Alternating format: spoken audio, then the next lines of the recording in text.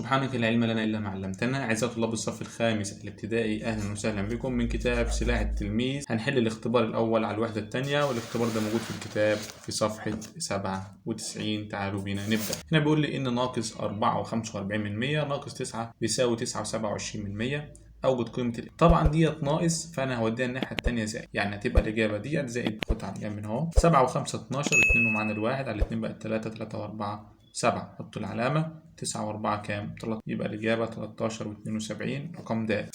السؤال الثاني بيقول لي في السوق اشترى باسم بطيختين مجموع كتلتيهما 4.75 كيلو جرام، وكانت البطيخة الأولى 2.5 كيلو جرام، فما المعادلة التي يكتبها لحساب كتلة البطيخة الثانية؟ اختار إجابتين صحيحتين. هو عايز حساب كتلة البطيخة الثانية، يبقى دي تنفع من ضمن الإجابات الصحيحة، لأن ديت زائد هتعدي ناقص، فهطرح المجموع ناقص البطيخة الأولى يطلع لي البطيخة الثانية، فديت صحيحة. وديت برضو صحيحة لأن ديت هيكون فيها طرح، فديت صحيحة. يبقى الإجابتين الصحيحتين رقم ب ورقم ج. السؤال الثالث بيقول لي العامل المشترك الأكبر ع م أ للعددين 3 و9، فالمفروض الثلاثة بتتحلل لعواملها الأولية والتسعة بتتحلل لعواملها الأولية. فالثلاثة معروف إن عواملها الأولية 3 والتسعة 3 في 3، يبقى العامل المشترك الأكبر هيكون المشترك بس بينهم اللي هو كام؟ 3. السؤال الثاني رقم 4 بيقول لي عوامل العدد 8، الواحد في 8 والاثنين في 4. السؤال ده بيقول لي المضاعف المشترك الأصغر للميم م أ للعددين 2 و7،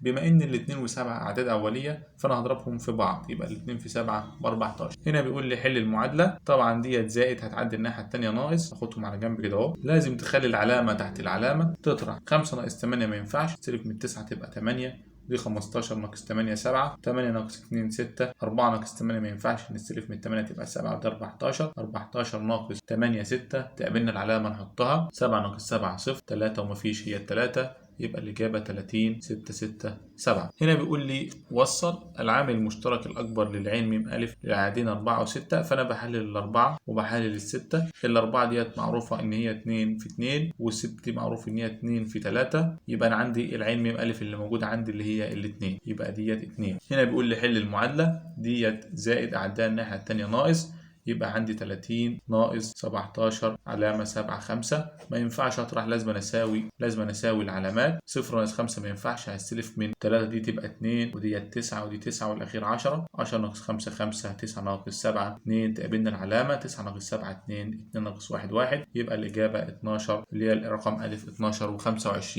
من 100. السؤال التاسع بيقول لي الجملة الرياضية 10 و6 الإكس بيساوي كذا تمثل تعبير رياضي. طبعا خطأ لأن ديت معادلة، ديت إيه؟ معادلة. العوامل الأولية لل12 هي الاثنين والثلاثة والأربعة والستة. طبعا خطأ لأن الأربعة والستة ليست أعداد أولية. إذا كان الأربعة في الإف بيساوي 36 فإن قيمة إف 9. كلام صحيح، علشان لو إحنا حطينا مكان الإف 9 يبقى الأربعة في 9 ب 36. بيقول لي اكتب أول 4 مضاعفات للعدد 5. طبعا 0 5، كل مرة هزود 5 10 15، يبقى دي أول 4 مضاعفات. هنا بيقول لي أوجد العامل المشترك ع م أ والمضاعف المشترك لل8 وال12، فالمفروض أنا بحلل ال8 وبحلل ال12 لأعداد أولية. تقسم على الاثنين فالأربعة، على الاثنين فالاثنين، على الاثنين فالواحد، ال12 على الاثنين فالستة، على الاثنين فالتلاتة، على التلاتة فالواحد. تاخد التمانية وتكتب يساوي، وال12 وتكتب يساوي.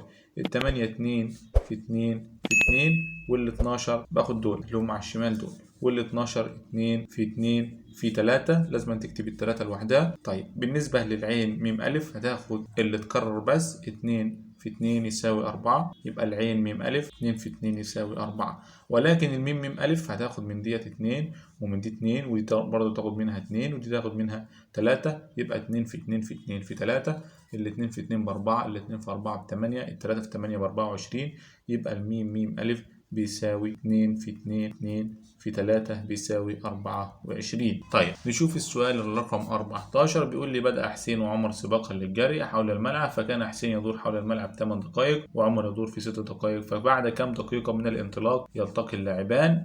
وهل يجب اتخاذ عين م أ ولا م م أ؟ طبعا هنتخذ م م أ في حل المسألة ديت. هكتب الميم م أ ال8 وادي ال6. ال8 احنا كنا مطلعينها 3 اتنينات، 2 في 2 في 2، وال6 2 في 3، لازم تكتب الثلاثة لوحدها. طيب الميم م أ هتاخد من دي 2 وتاخد من دي 2 تاخد 2 وتاخد من دي 3 وتضربهم في بعض. الاتنين في 2 ب4، الاتنين في 4 ب8، التلاتة في 8 ب24، يبقى بعد 24 دقيقة واحنا استخدمنا الميم ميم ألف. وبكده يكون انتهى الاختبار الأول. الاختبار الثاني هيكون في فيديو لوحده. أتمنى تكونوا استفدتوا من الفيديو ده، والسلام عليكم ورحمة الله وبركاته.